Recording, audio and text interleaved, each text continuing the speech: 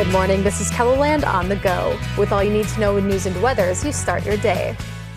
One man is dead and another seriously hurt after crashing a classic car northwest of Lenox Monday night. Authorities say a 1966 Chevrolet Nova was heading west when it left the road and rolled over a culvert.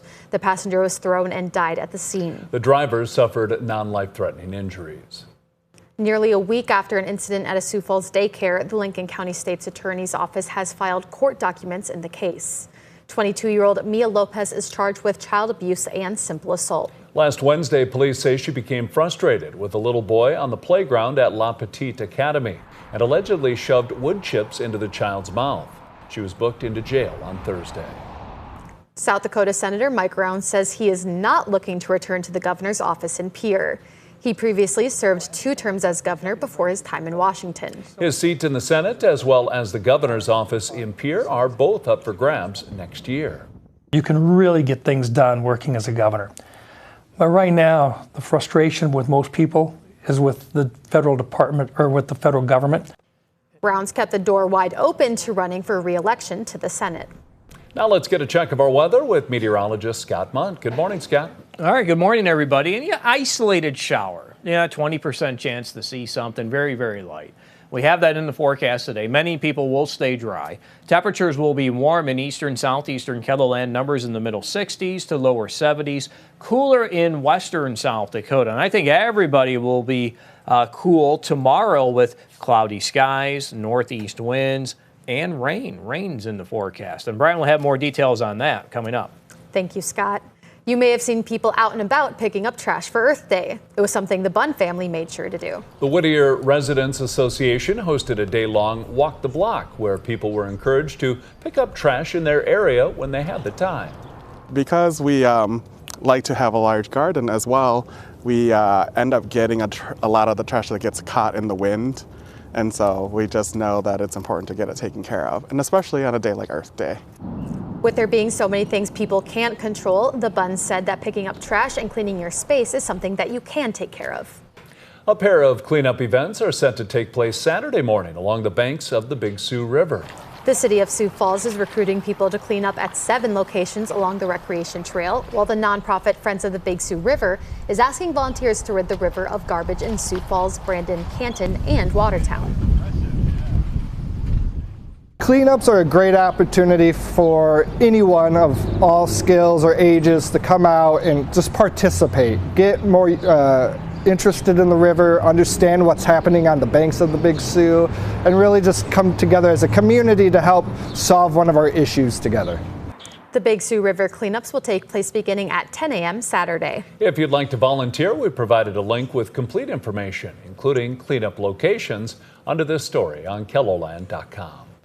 In honor of Earth Day, Sioux Falls Parks and Rec is giving us a look at a key resident of the city's urban rivers and streams. This romp of otters was spotted in Sertoma Park.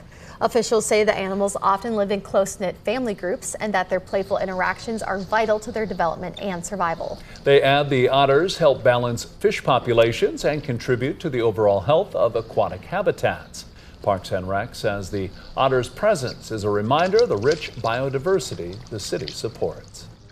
That's a look at some of our top stories. Now let's get another check your weather with meteorologist Brian Karstens. Brian? All right, watching your weather forecast. It'd be nice to get some rain and a little recharge into those rivers. But first, we got to get moisture in the soil. And so here's one map of interest to you. I'm sure many of you are wondering, well, how much rain are we going to get here the next day or two?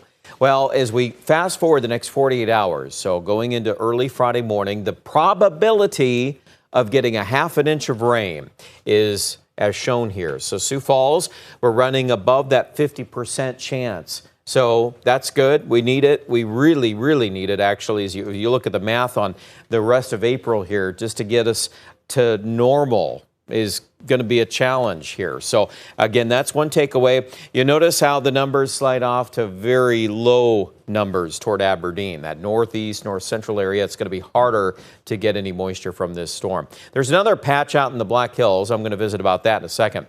What are the odds we get an inch of rain? Well, It's not zero, but it's certainly lower on the percentage. So I would say Sioux Falls right now is probably that 20 to 30% range.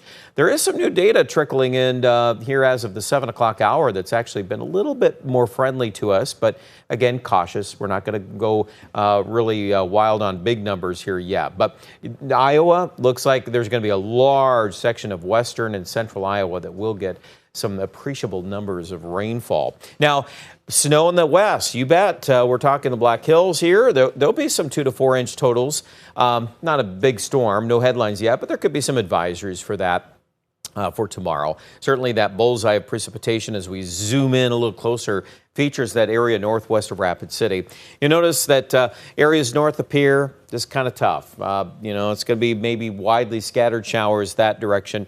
This area of the southeast is definitely a bigger deal. And there is the tendency for this system to have kind of some sharp lines of the haves and the have-nots. So you can definitely tell there's a difference when you go north of Brookings versus maybe Sioux Falls to Sioux City. That area, farther south you live, the better the chance of getting some of those nicer rain numbers. And the kind of rain that, if you want to put some garden seeds in, your radish and your, hardier things, if you haven't done that already, this might be a good chance to do that. Let the rain help sprout those seedlings, because that topsoil is dry at our house. We have not had much rain in Lincoln County. You can argue all the way down toward Yankton.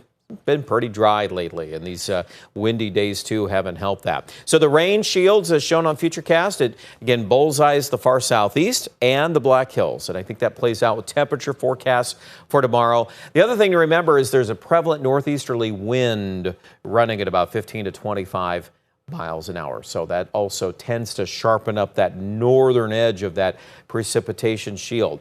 Bottom line, we're going to lose that rain chance on Friday. That's going to clear out. We'll get some sunshine back. We'll probably get some 60-degree weather on Friday in the east. And then I'll be curious to see what happens this weekend. There's some recharging of the wind. The atmospheric conditions will tend to be more unstable. Now, in terms of rain chances and severe weather, well, both of those are in that talk here for late Sunday to Monday. This does not necessarily equate to widespread rain, but could we get severe weather on Monday? You bet we could in the far southeast, and I think that that's still something we'll be talking more about in the coming days. Wrapping it up here, 71 today, Sioux Falls, 55 tomorrow with the rain, and then mid-60s as we kick off your weekend. Saturday looks like a nice outdoor chore day, if that's on your list of things to do. Chance of rain will go up again Sunday and Monday, but again, that will be probably more scattered thunderstorms, not necessarily widespread rainfall. Aberdeen, now the farther north and the farther west you live, early next week, notice temperatures are going up, but I do like the rain chances for Pier, maybe northwest South Dakota, actually even more. Rapid City, too, early next week. I'm hopeful that that area of South Dakota could get some nice wraparound moisture. There'll be some wind with it, but the odds of rain are definitely higher in Rapid City on Mondays. So at least there's that, too, to add to the mix. Check us out. We've got details, a lot of weather maps, and more information online at KEBELLAND.com.